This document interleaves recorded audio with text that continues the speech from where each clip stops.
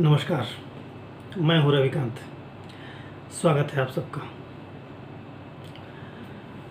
कश्मीर के पहलगाम में जो आतंकी घटना हुई है उसके बाद भारत सरकार ने लगातार अपना एक्शन शुरू कर दिया है और एक्शन एक तरह से चौतरफा है। कूटनीतिक भी है, सैन्य कार्रवाइयों के लिए लगातार सरकार एक्टिव है, सेना एक्टिव है। और जम्मू कश्मीर के अंदर जो संदिग्ध लोग हैं उनकी गिरफ्तारियां भी हो रही हैं। कुछ आतंकी प्रवृत्ति के लोगों का घर भी ध्वस्त किया गया है। नेटवर्क की तलाश चल रही है। कुल मिला के एक्शन अपने शिखर पर है।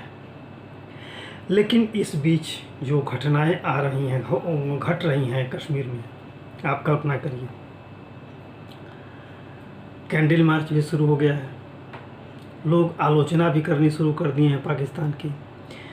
बहुत से लोग पाकिस्तान के खिलाफ पाकिस्तान के झंडे जला रहे हैं, पाकिस्तान मुर्दाबाद के नारे लगा रहे हैं और जुलूस की शक्ल में आलोचना कर रहे हैं, वगैरह वगैरह। ये आप लोगों ने सोशल मीडिया पर भी देखा होगा, टीवी पर भी देखा होगा। और कुछ डिबेट में ये भी बता रहे हैं कि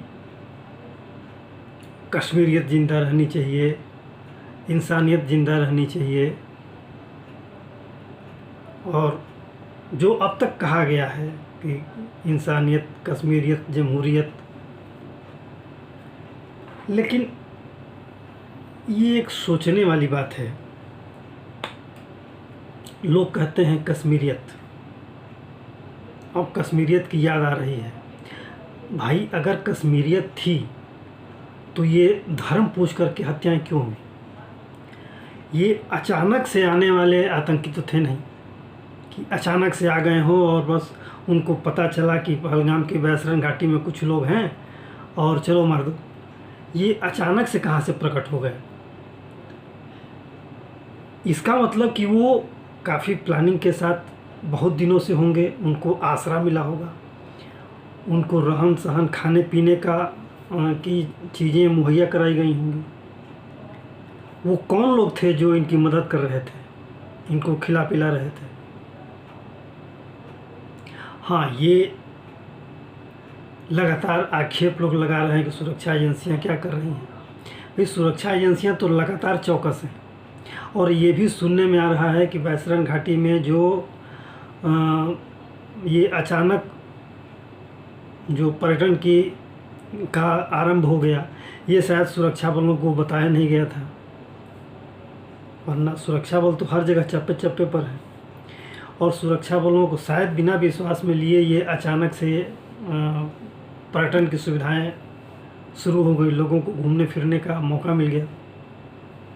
और ये भी कहा जा रहा है कि ये चूँकि सकरी घाटी है, काफ़ी ऊंचाई पर है, वहाँ जाने का एकमात्र साधन या तो पैदल है, नहीं तो खच्चर है। और चारों तरफ ऊंची पहाड़ियाँ हैं और नीचे बुग्याल है, घास का मैदान है।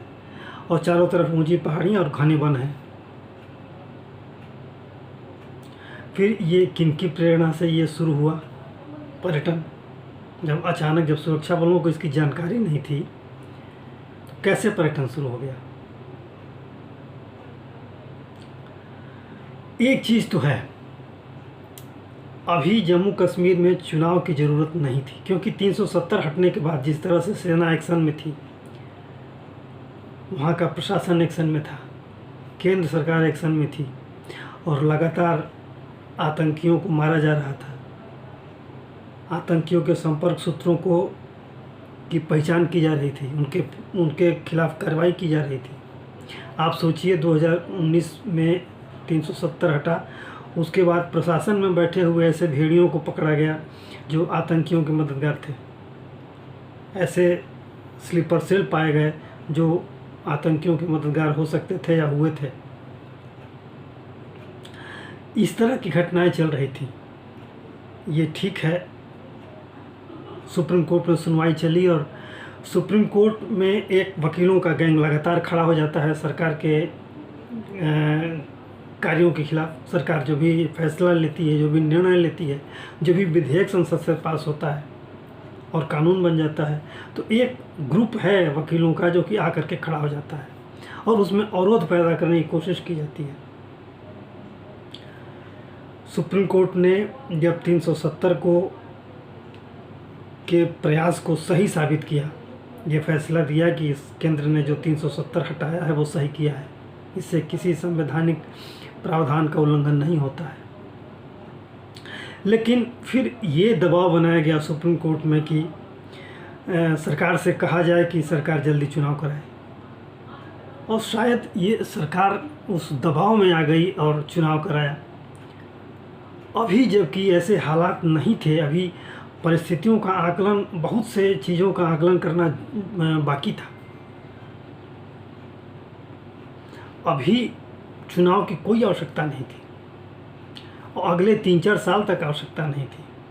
जब सरकार संतुष्ट होता है तो ये बात ठीक है कि सुप्रीम कोर्ट ने कहा कि आप एक लिमिट समय में चुनाव कराइए, तो सरकार को उसका विरोध करना चाहिए था, कहना चाहिए था कि फिर तो कानून व्यवस्था की जिम्मेदारी सुप्रीम कोर्ट ले, क्यों आप दबाव बना रहे हैं? ये कार्यपालिका का विषय है, वो उसे देखेगी चुनाव कब होना है, कैसे होना है। आप दबाव ना बनाइए, निश्चित समय पर हम चुनाव कराएंगे। और शायद केंद्र सरकार को दबाव में नहीं आना चाहिए था चुनाव के प्रति।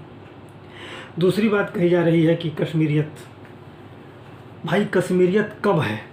अगर कश्मीरियत होती तो 90 के दशक में जिस तरह से हिंदू मार के भगाए गए, वहाँ से हिंदुओं की महिलाओं के साथ जो दुराचार हुआ, जो लोगों की हत्याएं हुई, विभत्स तरीके से लोगों को आरे से काटा गया, आप सुन लेंगे तो रोंगटे खड़े हो जाएंगे।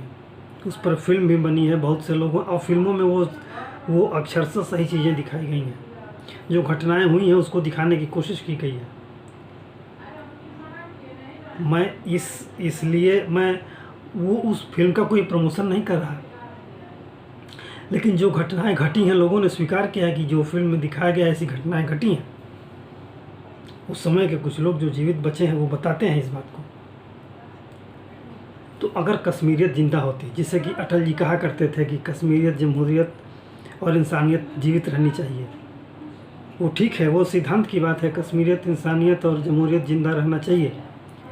लेकिन जिंदा कब था? पिछले 3 दशकों से जो अलगाववादियों और आतंकवादियों के कब्जे में कश्मीर था, उससे पूरा जम्मू कश्मीर का समाज, खासतौर से वैली घाटी, इतनी रेडिकलाइज हो गई है कि आप उसको सामान्य ढर्रे पर ले आने में आपको समय लगेगा।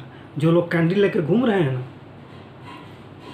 इन लोगों के दिल में कुछ और है और सामने कुछ और है। सामने कैंडल है और आतंकवादियों के खिलाफ ये आक्रोश दिखा रहे हैं।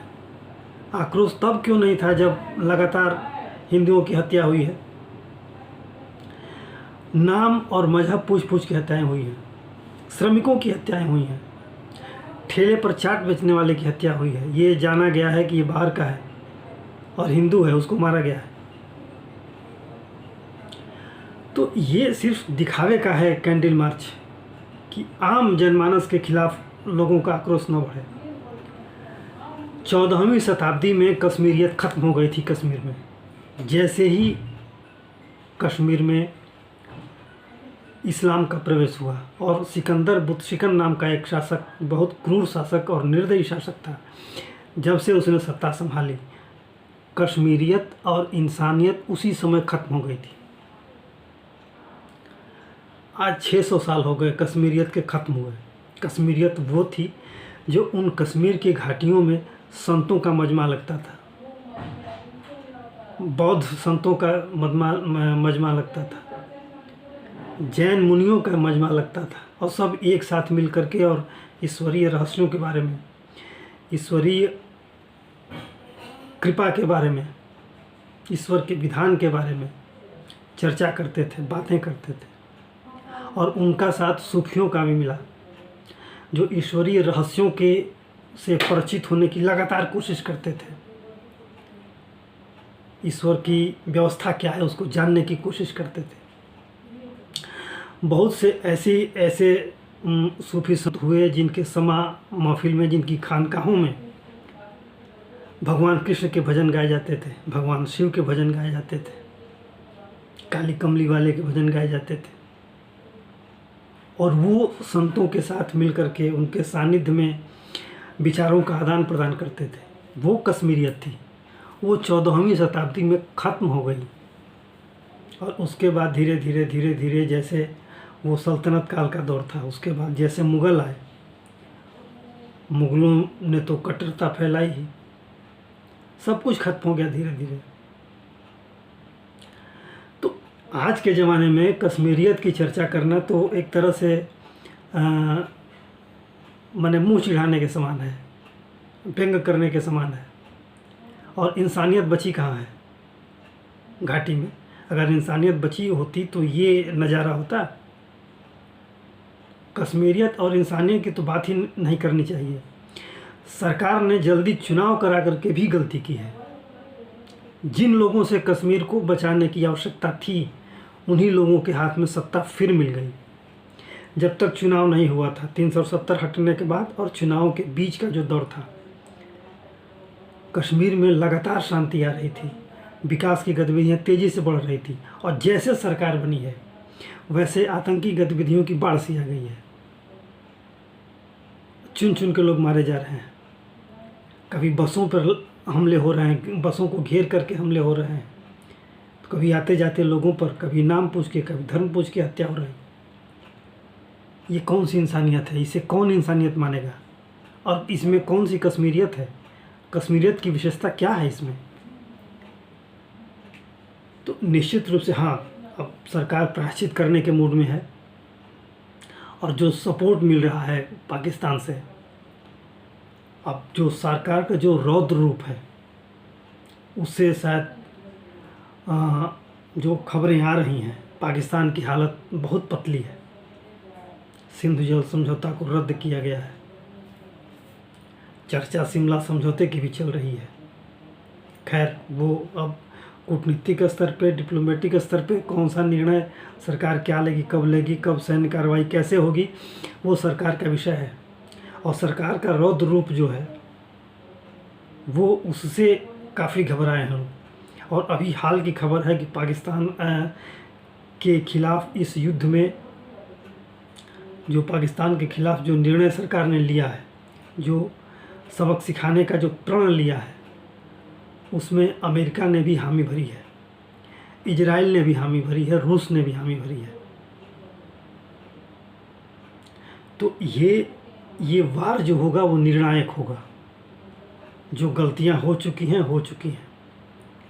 अब इसका परिमार्जन होगा और इस पर जिस तरीके से जो भी निर्णय होगा, वो लोगों की आंखें खोलने वाला होगा। पाकिस्तान की तो पतलून गीली होगी ही। पाकिस्तान चौराहे पर नंगा होगा। तो आशा है ये कश्मीरियत और इंसानियत की बात करनी छोड़ देनी चाहिए, ख़ासतौर से विपक्ष को, और ख़ासतौर से उस घाटी के लोगों को जो इस तरह की बात करते हैं। आप सोचिए, जो 90 के दशक में जो हिंदुओं की हत्या हुई थी, उनके आसपास के लोगों ने ही तो बताया होगा कि ये हिंदू है। उसमें हम बहुत अंदर तक नहीं जाना चाहते, लेकिन ये है कि कश्मीरियत और इंसानियत 14वीं शताब्दी में ख़त्म हो गई थी। कश्मीरियत वो था कि एक तरफ हिंदू संत बैठते, एक तरफ जैन मुनि बैठते, एक तरफ सूफी संत बैठते, और एक तरफ बौद्ध लामा बैठते, और ईश्वरीय चर्चा परिचर्चा होती। सब एक साथ मिल करके ईश्वर की साधना करते, आराधना करते, जो पहले होता था। कश्मीर इसीलिए महत्वपूर्ण था। कश्मीर की विशेषता यही थी, यही कश्मीरियत थी, और वो इंसानियत की गंगा वहाँ बहती थी। आज के लिए इतना ही। आशा है ये वीडियो आपको अच्छा लगा होगा। आपसे अनुरोध है कि आप इसे लाइक करें, शेयर करें और सब्सक्राइब जरूर करें। धन्यवाद।